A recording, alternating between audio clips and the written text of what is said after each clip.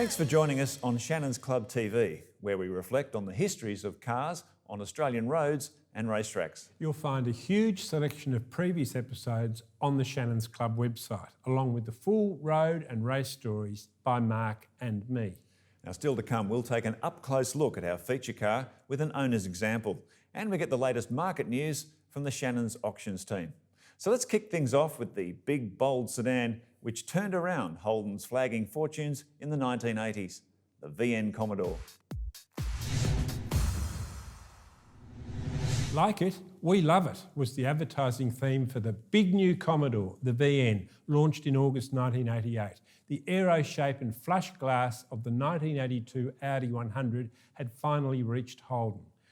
The VN range included sedans, wagons, long wheelbase luxury models, and the return of a ute. All available with the choice of fuel-injected 3.8 litre V6 or 5 litre V8 engines. But the real hero of the range was the SS, which followed in March '89. With a standing 400 metre time of 15.2 seconds, a top speed of 230 and a price tag of just $29,620, this was the best value homegrown sports sedan since 1972, when the limited edition Belmont-based HQ-SS drove its way into history. Like the first SS, it had a limited choice of two colours. Initially, just two, Phoenix Red and Atlas Grey with white later.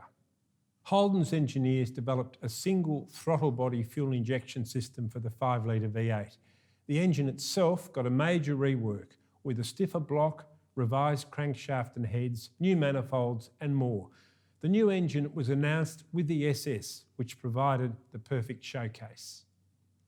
The SS set a new standard for entry-level V8 sports sedans, with wider wheels, Corvette-style finned front brake calipers, all-round discs were standard of course, 5-speed manual gearbox and highway economy upwards of 30 miles per gallon. It ticked most boxes. Mark, I remember at the launch of the injected V8 and the SS that the engineers reckoned power-wise the sky was the limit. They made no apology for the simple droning exhaust on the SS. Was it great for the racetrack? Oh, it was underpinning the VN Group A racing program. So it was definitely the toughest version of that homegrown V8 we'd seen. Twin throttle body injection, 4-bolt main bearings, thicker castings in critical areas on the motor. And it's really interesting, the Holden racing team pushed that engine literally to destruction. They were trying to get the most power out of it. And Rob Benson, the team's engine builder, instructed Win Percy to rev it to 9,000 RPM on the track. What resulted was the rear main bearing falling out of the engine with a big chunk of engine block attached to it. They pushed it that hard so they knew where the limit was. But even so, the safe rev limit attached for that motor was 8,500 RPM. That is unbelievable for a production-based cast-iron V8. Yes, fantastic. Incredible engine. Really wonderful. The slight skittishness and the lumpy ride, which had been the only criticisms of the VN SS's dynamics, were cured in 1990 when the VP facelift got Opel IRS. But my own greatest reservations were the kiddie car instruments and generally tacky interior. The VN was crude but effective. All the extra interior width was outboard of the seats, so it had less room than an EA Falcon. But buyers weren't worried, and this car gave Commodore market leadership over Falcon for the first time in several years. Mark, is it fair to say that without the journalists and some of the Holden engineers' V8s till 98 campaign, that we never would have had the V8 Supercar Series? Yeah, that's fair to say. And a few years before that in Group A, it was underpinning one of Holden's fastest but perhaps most overlooked competition cars.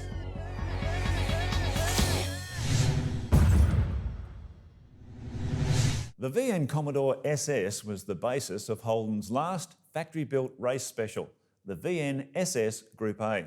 Released in 1990, its design brief was to build on the Bathurst-winning success of its VL predecessor in key areas pinpointed by race teams.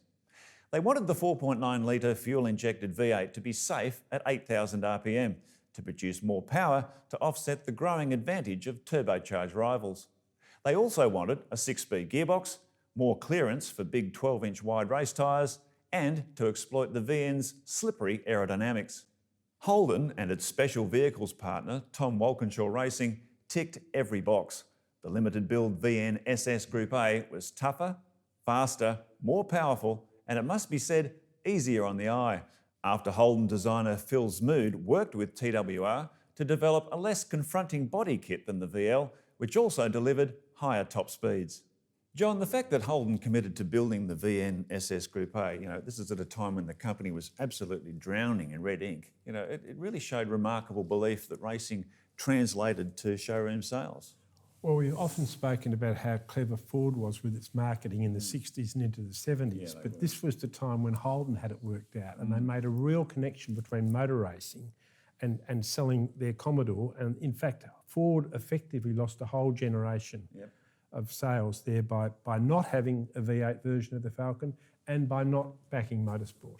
And I think there was a fair bit of the underdog in that too, because Holden, were being overwhelmed by the turbocharged cars in racing, and the fact that they kept punching on. People said, "Look at that, they're so courageous, aren't they?" It was very good. People saw it as an admirable trade. It really was, yeah, it was good. The VN SS Group A was ready to race in 1991. The sobering fact that it claimed only one race win in 2 seasons of the Australian Touring Car Championship speaks volumes about how lopsided Group A racing had become in its dying days. For Holden, it was simply a case of being in the wrong place at the wrong time, as Nissan had unleashed its twin-turbocharged all-wheel drive GTR. The Japanese monster soon earned the nickname Godzilla, as it stomped a path of destruction through touring car fields and hastened the demise of Group A in 1992. Even so, despite the GTR's vastly superior performance, Holden fought hard to be the best of the rest, particularly at Mount Panorama. The fact that the Holden Racing Team's VN SS Group A was beaten only by the GTR at Bathurst in 1991 speaks volumes about Holden's never-say-die approach and the superb and often overlooked performance of its final factory-built race special. Remember, you can build your own virtual garage on the Shannons Club website.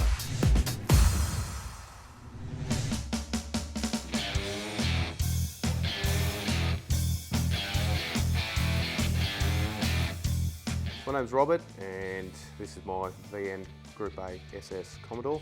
It's actually a very rare car. Like I said, it's a low kilometre example, 71,000 Ks now. It's number 40 of 302 built. It was a total redesign. It was built for obviously Group A racing at the time, and been involved in cars since I was a young fella. Grew up around that era that the VNs, the VLs were the big thing, and always fell in love with the VN shape and had to have one of these since I first laid eyes on them. I definitely needed a bit of work when I purchased the vehicle.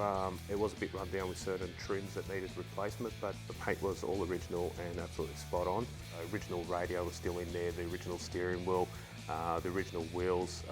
The ZF 6-speed gearbox had the twin throttle bodies, but it did require some mechanical work, a bit of suspension work. One thing that I did have to replace was the exhaust. It was a very rare machine. It took me about 6 weeks to get it to the condition that it's at, and couldn't be happier. I have got a few vehicles insured with Shannons. I've been with Shannons since about 2004, I'd say, and can't speak highly enough of just the way they dealt with the claims and how the process was resolved. Driving wise, it's noisy, it's clunky, but at the end of the day, you've got to appreciate each individual vehicle for their specific qualities. Obviously, it turns a lot of heads. It's an iconic racing vehicle. Love driving it. It is a bit antique, I guess, in comparison to new cars, but still love driving it. Definitely going to keep it. Don't intend on selling it anytime soon. It's something that will definitely be handed down to future generations within the family.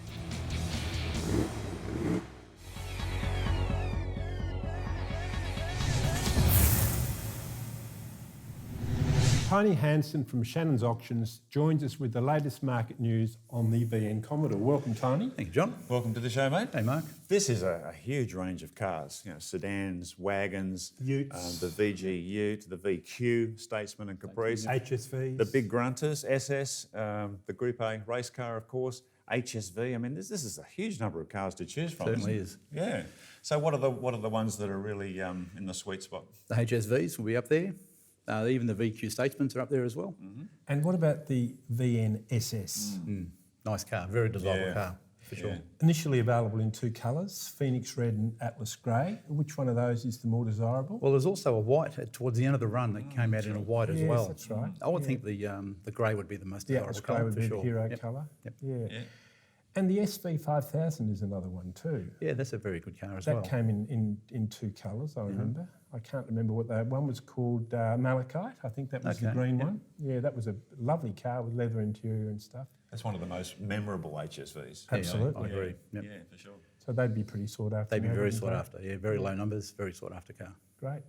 And imagine the Group A. I mean, that car was, I think, a bit misunderstood at the time, but I think now with the value of these cars, it's just going to be increasing, isn't it? Well, the value is going up. Coming very much as an emerging classic at the moment. So it's we're starting to come on our radar at the Shannons auction department. So yeah, be good. And the luxury cars, the VQ Statesman and Caprice, I mean, do you see many of those? Because that's a really quite special car. for We the haven't time. had one through as yet, but it's not to say we wouldn't. But If we had a- there would be interest, wouldn't there?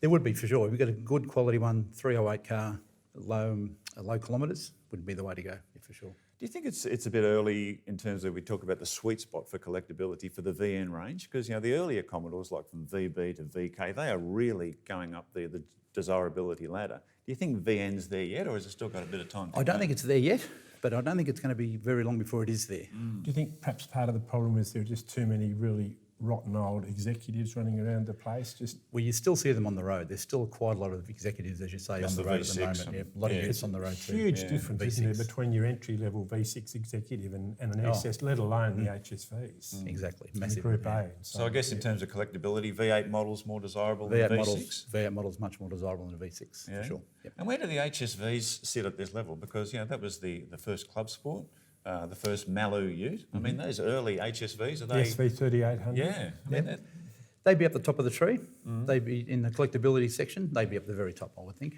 yeah, for do, you sure. see, do you see many HSVs at the auctions? No, not Okay. as yet. So they tend to swap hands within HSV enthusiasts. I think they're clubs and becoming things? collectible now. We haven't seen any come through the auction department at the moment, but not to say that there will be soon, I would think. So what would be your advice if someone's interested in investing in a VN? Like, what sort of models should you look for now before, as we say, this desirability? HSV or the increase? SS model, Yeah. V8s for sure, Yeah. and even if the manuals are probably more desirable than the autos Okay. and low kilometres. Thank you very much for joining us today, Tiny. And remember, you can find all the latest auction results on the Shannons Club website. If you'd like your own race image of the VN Commodore, visit AutoPic's incredible motorsport photo archive.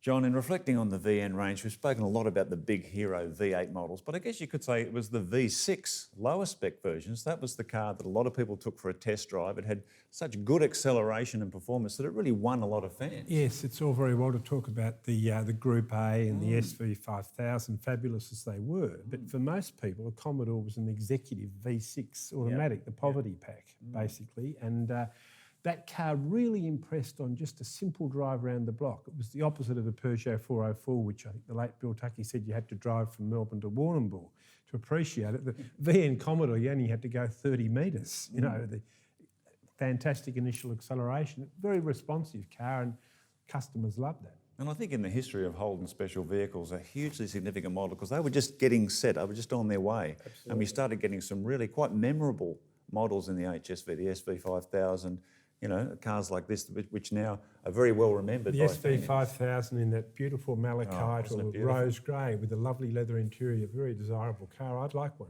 And the first club sport. I mean, there's a lot of Yep. significance in that Indeed. VN range. Yes, Yeah. absolutely right. Yeah, very important car. Well, we hope you've enjoyed reflecting on the car that effectively saved Holden. We look forward to your company next time on Shannons Club TV. See you later. Bye for now.